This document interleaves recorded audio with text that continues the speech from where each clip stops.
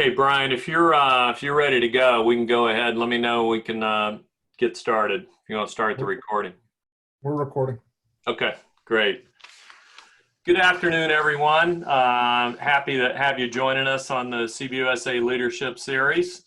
Today we have the privilege of having Wendy Minicello with us from Weyerhaeuser.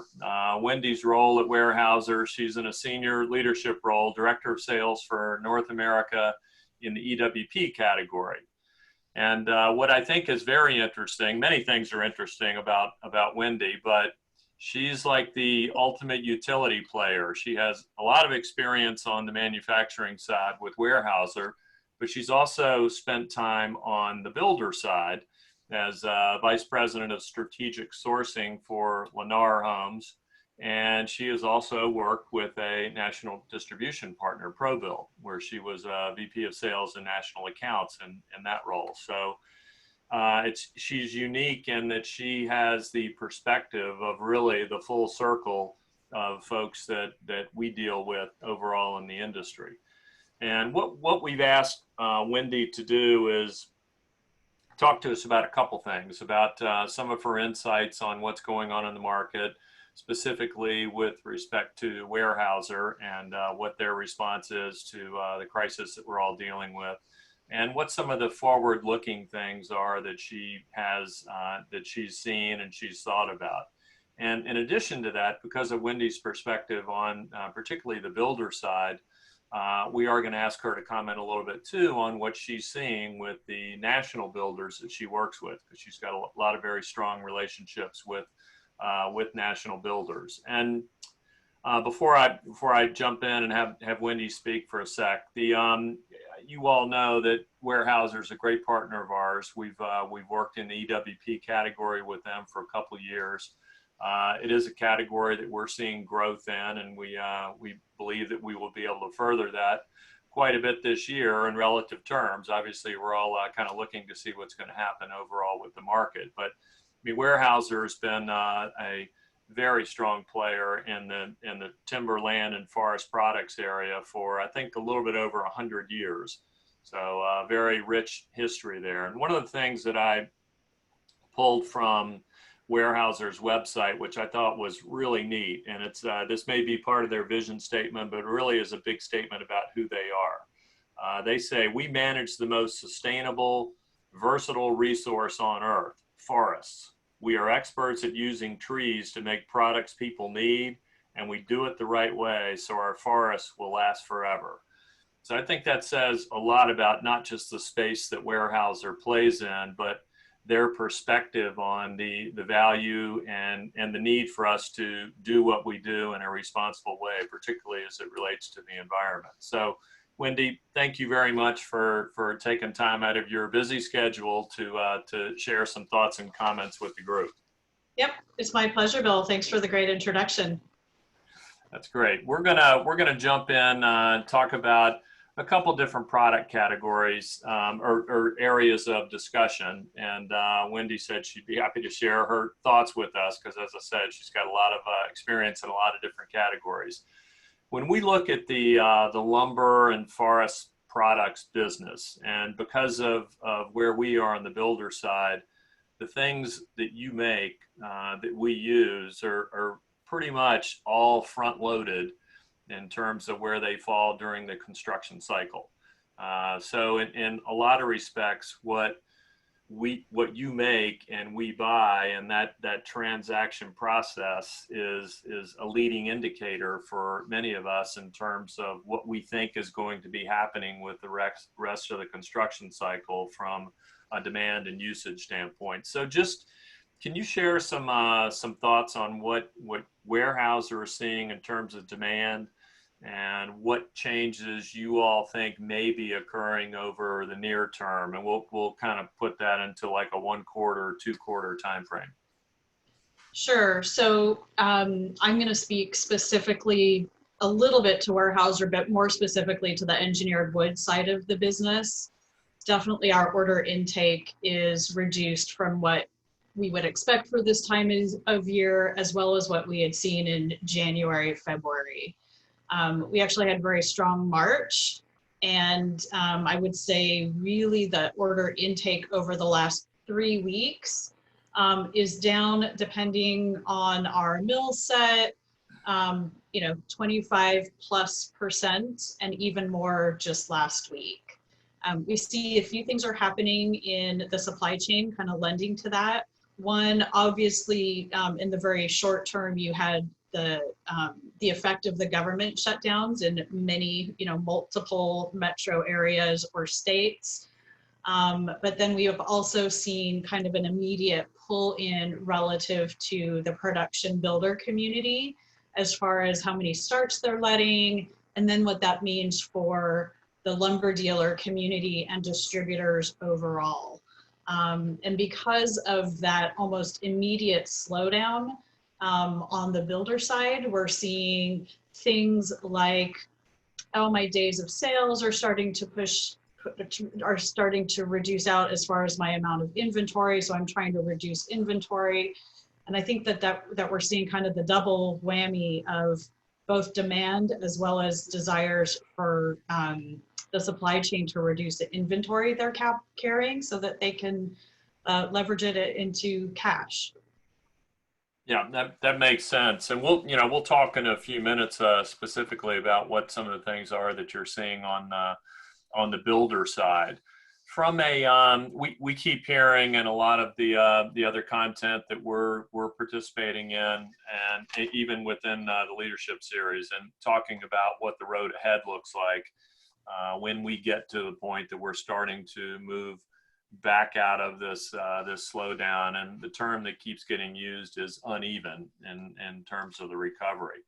Mm-hmm. From your perspective, because you're dealing with all of North America, are there areas that you see that seem to be kind of holding on a little bit more than others, and you think are likely to be well positioned for quicker turnaround, and are there other areas that you think may lag a little bit? Yeah, so there are some parts and some specific markets where we're seeing some good growth, or I would say continued kind of ongoing volume coming through. Texas really stands out as an area where because they didn't execute a full government shutdown statewide, but they did protect construction statewide, which was very interesting as far as the development. We're seeing really our dealers are reporting kind of volumes that are flat to up right now in that market. It's probably one of the bright spots. We're also seeing, I think, where traditionally you would see good, strong, affordable housing built, we're still seeing a lot of traffic in those markets, some in the Southeast. Some of the markets that are more heavily hit, I would say, outside of course, the areas like the state of Washington, the San Francisco Bay Area, where construction has essentially, for the most part, closed down with very few exceptions. We're also seeing some, I would say, really high kind of fall off in the Las Vegas market, obviously very much tied to tourism and a lot of layoffs, I think, in those areas. And then some of the secondary housing markets like Florida and Phoenix, also we're seeing some of that fall off faster than other areas. Interestingly enough, we just got word that the province of Quebec, which for us in North America is not a huge driver of volume, but they had shut down for construction and just announced yesterday that they're reopening for construction. So we're actually encouraged by some of the announcements that we see where possibly construction had been prohibited initially, and then it maybe has gone and picked back up as essential. That seems to help with the supply chain overall, kind of just staying relevant and moving inventory and keeping folks working. No, that's good. We're obviously always on the lookout for rays of sunshine that seem to be coming through, and there do appear to be a few more coming these days. So that's good to hear on that front. So as it relates to y'all's production and your facilities, I know that you all, because we've talked about it, you're in this zone where you're like, we know it's going to return at some point. We don't want to stop production flow, but I would imagine that there's been some impact on how much you're producing and what your forecasts are on that front. Yeah, there absolutely have. I mean, we made a very public announcement through our CEO on March 30th that we were curtailing anywhere from 15 to 25% in most of our technologies. I would say today, however, of our 35 manufacturing facilities and 18 distribution centers, every single one is operating today.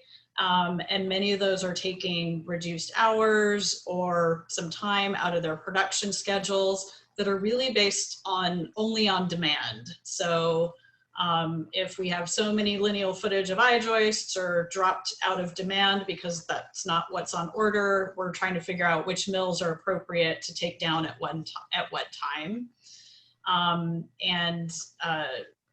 We've essentially announced, about on the EWP side, about a week of downtime for most of our mills for the month of April. And I would expect probably something similar in the month of May.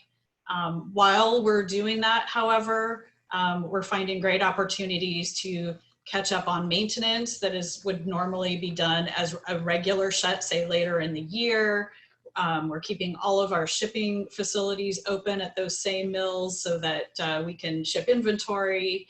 And all of our distribution centers have, a healthy amount of inventory and are open. So I think we're trying to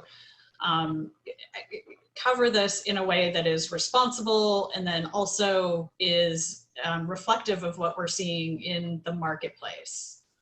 Yeah, that's also very good to hear. I mean, and forward thinking on y'all's part to have a bit of a shutdown or a slowdown a week out of a month versus having to pull a facility offline, which I know the expense and the time involved to get something like that back up and running is usually quite an undertaking. Mm-hmm. So from, you mentioned supply chain, and you've got a lot of your production that's really gearing to try to meet specific demand. Since we buy from you through the supply channel and the network, we call them vendors, but the distribution partners around the country, do you see differences in the way that those companies are preparing or kind of responding to the crisis, first of all, and preparing for what we all believe is going to be that we come back out of this? Nobody knows what the time frame is, but do you see differences in how different partners of yours, without naming names, but folks that you think are maybe doing a good job and others that are maybe dialing back a little bit too much? Yeah, I mean, I would say, we're kind of all in the same boat. I think every company has looked at what can I do to conserve cash? What do I need to do to protect as many employees as I can? But some have been, I would say, on the forefront of really being proactive in how they're thinking about their inventories and their plans to continue to order. Others have asked to get out of contracts or commitments on the commodity side. And so, that there is a difference. And I would say, cash is king.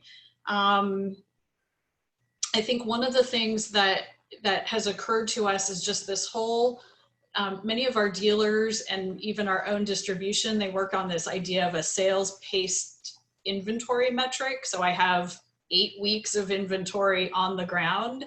Well, when your order file all of a sudden halts to 25 or 30% of what you just had, all of a sudden those weeks of inventory look like a lot of inventory on the ground, but on a whole dollar basis, it's not a lot. And that's one of our concerns going forward. Yeah, and we share that concern. We've been talking with some of our other manufacturing partners. I mean, one of the issues that we keep hearing again and again is that when the recovery, we'll call it, begins and housing activity ramps back up to what we all have kind of come to see as reasonable levels, certainly not crazy levels like we've seen in the past, but healthy levels. I've heard a lot of talk about product shortages, allocation, that kind of thing. I mean, I'm sure that's been on y'all's radar screen in terms of your planning and that kind of thing. So how are you all looking at that, and what are you trying to do to mitigate that? It's kind of like upside risk as the market starts to rebound. Yeah, so let me first start by saying I hope we get back to just the levels that we were right at and quickly. I don't know, given what happens with the economy, if we get there that quickly. But Weyerhaeuser has really implemented kind of 3 strategies around thinking of the upside and what potentially might happen. And one of our beliefs is that our supply chain in between us as a manufacturer and you as a builder is going to be light on inventory. We don't know if that will be the case, but that's where we're feeling it trending right now. So the 3 things that we're working on is, 1, for our own distribution centers, and we have independent distributors as well. We'll be working with them as well. We want to make sure that we're focused on whole dollars and volumes of inventory, not that weeks of sale worth of inventory metric. And that's something that we've pulled the trigger on very recently, in light of what's happening right in front of our eyes over the last 3 weeks. So that's one of our strategies, is just to be aware and make sure that we have what is a healthy amount of inventory into our own distribution centers. Most folks, because this is relatively invisible, are not aware of kind of what I would call our second strategy, which is that we also build what we call strategic inventory over the winter months, when the seasonal requirement is less. And we actually park it, whether it's in our distribution center, a reload, or wherever it might be. And we have that inventory, which we built over the winter. Typically, we start to draw on that over the summer months when cycles tend to push out lead times. And so we tend to pull on it in the summer months, but we also have that ready to go. We're hoping that we'll be able to leverage that as the market picks back up. If not, but wood does have a shelf life, so we don't want it to weather forever. Typically, we would start to work that down in September or October if it hasn't moved before then. But we also have that available. And then lastly, each of our mills also has the capacity to carry anywhere from 2 to 10 weeks worth of their own production in their yards or in the space that we have. And that's one of the areas where I would say today we've been relatively light in some of those yards, and that will be part of our strategy, is just to make sure that they're full and ready to go relative to what demand might require. Huh, that's interesting. I didn't realize you had you kind of built up that inventory over the winter. So you do have that as a bit of a buffer. We do, yeah. I mean, when demand, let's say that it's a vendor that's the next person in line from the builder. When they place an order, how long does it take from something that you guys have to make to the time it gets to like a dealer that we're going to buy from? I mean, what's that lead time? Yeah, so there's really a whole host of options.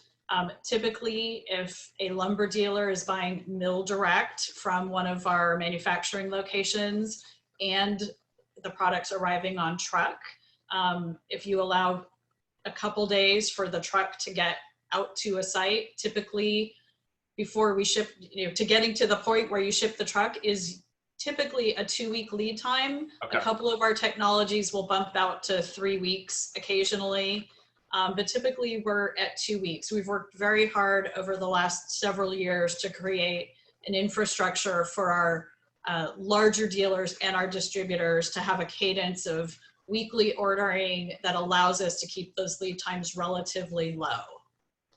Okay, that's good. If they're getting something by rail, it could be 4 to 6 weeks before it's actually arriving on site.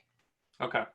And then obviously, the lumber dealers, and I think most of your audience probably would understand this, they don't buy everything mill direct. Oftentimes they're using their in-market distributor to support their business as well, which gives them faster turns. Typically they can get that product within 1 to 2 days.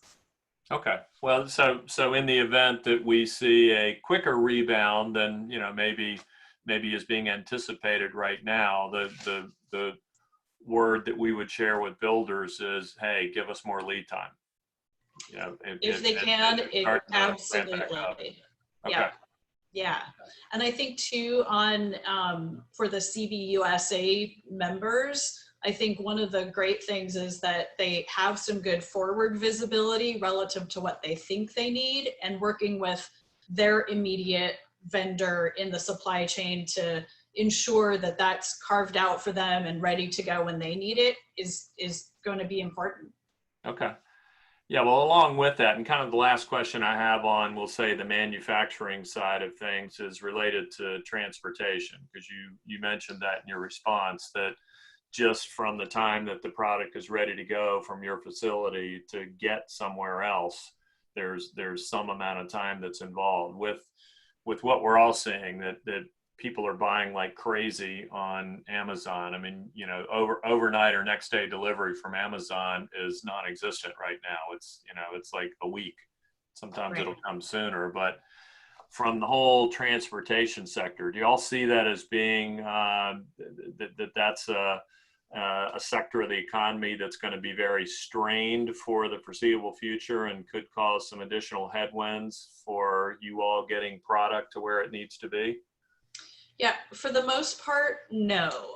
And this is why I would say most of the contracts that we see relative to transportation, I mean, a lot of businesses already committed. So for instance, my mills, my distribution centers have already committed on a B2B basis with carriers and the rail lines relative to volumes that we expect for them to service us with on a regular basis. Now, obviously, we have the situation today where some of that's dropping off. And I would say, the opportunity for a trucker to have a regular B2B commitment where it's possibly a line that they do every day or every week, we think brings a lot of benefit and consistency to that end of the business, the transportation end of the business. Obviously, Amazon needs a lot of folks, a lot of vans, a lot of trucks to deliver product out to consumers. But for the most part, we're not really competing with that so much. Okay, that's good. All right, let's shift gears a little bit and talk about things on the builder side of the world. So now you put your builder hat back on, and as I mentioned in the intro, you were VP of Strategic Sourcing for Lennar, and I know you still have a lot of customers that are on the big builder side. What are you seeing from them in terms of, we'll say the top 25 builders, in terms of how they're overall responding, and do you see ones that you think are really, really knocking it out of the park and doing things that you think, wow, that's really smart, the way that they're handling things? Yeah, so let me first speak to kind of what we're seeing. I mean, many of them are in the process of or have reported Q1 earnings that are amazing, right? And at the same time, we're seeing companies also withdraw guidance for second quarter because they just don't know what's going to happen. Internally, we're hearing that builders, depending on the market, some of them, their volume is down by as much as 50% as far as sales. We had one public builder report a couple markets with negative net sales just last week for the discrete week. So that means that they had more cancellations than they did sales in the week. And that's concerning, honestly.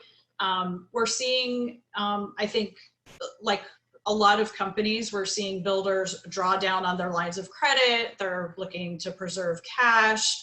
On the land acquisition side, we're seeing some of those deals fall apart or get delayed, which I think creates some interesting opportunities down the road relative to, you know, perhaps land will be available at a lower price point. And I also see them adjusting on their sales and marketing sides as well. Yeah, I mean, obviously they're having to adjust to the current situation with model homes, and I hear ads on the radio or TV about, you know, we'll do curbside sales, which sounds like a very strange concept, but it sounds like it's working at some level. Yeah, so early on, like middle of March, we were starting to hear about, more presence of in the way of like virtual tours within a house, making appointments to host a person one-on-one versus just letting them walk into a sales center. And we were hearing some very optimistic, like, gee, we're seeing less people, but they're qualified and they're wanting to buy. And I think all of that has been good, and in fact may partially change over time permanently some of that model for some of the production builders. We're hearing things like, oh, we're buying down a rate lock to 2.5% over the next 4 months, trying to increase incentives to get product to move. I will say, I think, having been at Lennar, but I felt like they always did a really great job on their social outreach and their media. Kay Howard over there, I think, does a fantastic job. So I'm looking forward to seeing kind of how they migrate and adjust over time. We heard of one builder who had moved from having a policy of not doing this to having a policy of actually requiring a deposit to sign a sales contract, and particularly a higher deposit if there were options in place, trying to get the consumer to actually have more of a commitment and skin in the game as they were getting going. Okay, yeah, that makes sense, because it's obviously, like we talked about, the impact is uneven across the country. So I would imagine to a certain extent those are regional decisions, and in some cases even local decisions with many of the nationals. So, yeah. So I mean, from your perspective, and again, you deal with a lot of these companies, you seem to be very dialed into what they're doing on the operations side, the sales side, that kind of thing. For our group of independent builders that are on the call, and we'll have people that are anywhere from 10 very high-end homes a year to 200, 250 homes a year, maybe in the luxury production space or more semi-custom. What words of wisdom do you have for them based on what you're seeing as best demonstrated practices from some of the nationals, and in terms of what you would say, here's what I would recommend y'all do to keep your team focused and keep them functioning at a high level? Yeah, so I think, there's a couple things that I would recommend. One is to communicate, and I think in some ways we feel like we're, as an industry, we're over communicating a little bit, but making the time to communicate not only with your associates, your prospective buyers, but also back through the vendor channel to help your support network understand what they can expect, how you're thinking about their business. We certainly, from the production builder level, we're seeing production builders not be shy about asking for things, whether that's support to help them keep going. In many cases, they're mandating that their trade partners lower prices. And I think that some of that is interesting, but I think the name of the game for all of us is, how do we get through this downturn? How do we position ourselves to be viable, to survive, whether this is 4 weeks or 4 months or goes on even a little bit longer, but what can we do to really position ourselves? The ones that I know I appreciate appreciate just for what they're doing is they're communicating early, they have an intent, they're trying to run their business on purpose, and they're not making apologies for something that none of us really had any way that we could control, but they're still trying to be good partners. And throughout the supply chain for us, that could mean, hey, if we can build a house, we are going to build a house, or I'm not going to cancel an order, but I am going to work with you on what that cadence needs to be 2 weeks from now and farther out. I think we're seeing some folks rise to the occasion and some perhaps not. Yeah, I mean, we're seeing some of that as well. I mean, we can tell, again, it's various markets are responding in different ways, but we've seen a lot of folks that we think are among our leaders who are doing really neat things and are definitely looking forward versus trying to, focus on circling the wagons for the here and now, which I think from our perspective is the right thing to be doing, because we will get through this, and there will be another side of the pandemic, and we will begin to see an increase. So I think that being prepared for that and going about that in a smart way, I think is critical for when market growth comes back. Absolutely. So I did, for the folks that are on the call, we do have, Wendy has agreed to answer some questions, and I see that we've got a couple in the queue here. And if you do have a question, there's at the bottom of your screen, there's a little Q&A box, and you can simply type in your question, and we will get to those. So the first one we have, Wendy, is from someone on the purchasing side with one of our builders, and it relates to pricing. And with you had mentioned some curtailment in Canada with OSB products, and how things might be impacted with EWP. I mean, supply is one thing, and it sounds like you all have a good plan for dealing with that. But as supply gets strained and supply gets gets pulled back in some respects, obviously it's going to put pressure on pricing. What do you see, like, having, as we pull out of this, if you're willing to help where help is needed right now, potentially on the pricing side, but do you see that changing as you all start to come back out of that? Yeah, I mean, so, from a price perspective, we take it month to month and review kind of where we're at. From an engineered wood perspective, I think one of the benefits when we just overall convert a market from, say, or a customer from, say, open web trusses to an I-joist floor, one of the benefits we try to recognize is that there is stability in the pricing relative to how the builder can buy that over time. So oftentimes, as the leader of kind of the pricing mechanism within Weyerhaeuser, relative to the US and Canada, I rely on my region managers to tell me kind of what they think is happening. But I mean, we had a very recent instance, even in February, where we had some competitors announced price increases, and Weyerhaeuser decided not to. I mean, at the time, it just, for me, didn't feel like the right timing in a marketplace. In many instances over the prior year where commodities had really been depressed, we did not put through a lot of price decreases. We did almost none. So I wasn't looking just with a small bump in commodities in first quarter to try and increase that either. But I could see, particularly for some product lines outside of EWP, if they've been struggling over time, I mean, I could see that, when all of a sudden supply tightens, that sometimes is the time. Sometimes it's the only time to get a price increase in place. Yeah, and again, for those that are on the call, if you have not gotten on board with the CBUSA national contract with Weyerhaeuser, I can't think of a better time to be committing your business to that agreement, because we have a very good program with you all, and there are protections that are built into it. So that obviously gives us peace of mind on the builder side as we look forward to what potentially could be going on in the market, be it short term or long term. Well, we appreciate the partnership.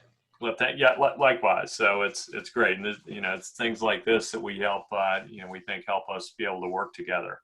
One question has come in related to OSB, and we're all kind of looking over our shoulder with what's going on with OSB because pricing has dropped, but in many respects, it hasn't dropped as much as maybe it should have, given what's going on in the market.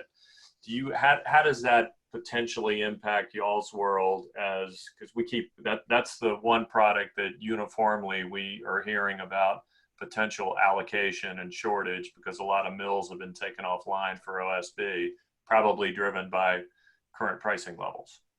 So how does that impact you all, and what do you see in that world as that is a potentially volatile sector of the engineered wood products category? Yeah, I mean, so there's a couple things that I would say. One, I mean, that they're called commodities for a reason, right? Which is, if a mill is open, typically it's going to run full out, and the market is, we're trying as a seller, we're trying to get the market to accept all of the volume that we made.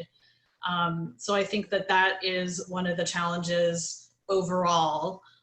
One of the things I'm extremely proud about within just being part of the Weyerhaeuser family is that we work really hard to push our mills to be top quartile in cost delivery. And that allows us, when others perhaps need to shut, it allows us to stay open, we believe. I'm very proud about that. Proud about it for our associates and our communities. When you suggest, like, how does OSB affect us on the EWP side of the business? Obviously, web stock, is part of an I-joist, and we buy it not only from our own OSB mills, but also from others. And the volatility of that is, certainly a concern, and sometimes drives us to do something around pricing. But again, we try and consider it in the overall whole of a market. For us, it's one component. Yeah, that's good. Well, Wendy, I can't thank you enough for being willing to jump in here. I find it very, very uplifting. We call this our leadership series, and clearly you all have great leadership at Weyerhaeuser based on many of the things that I've heard. You all appear to be not one of these companies that's scrambling to figure out how they can work from home, but you seem to have plans in place to deal with inventory and how you're going to be positioned for the builders in our network and the other customers that you serve. So any closing thoughts or words of wisdom, or something to help put the wind in the sails for our network? Yeah, all I can say is, one, thank you for the partnership with CBUSA. Relative to this time, if I could give us all a fast forward 6 months, I would. But we are going to get through it, and we look forward to getting through it all together. That's great. Thank you. Well, your support has been fantastic, and we look forward to growing our partnership in the quarters and the years ahead. So, Wendy Minichiello, thank you very much for joining us today. Thanks, everybody. My pleasure. Bye-bye. Take care.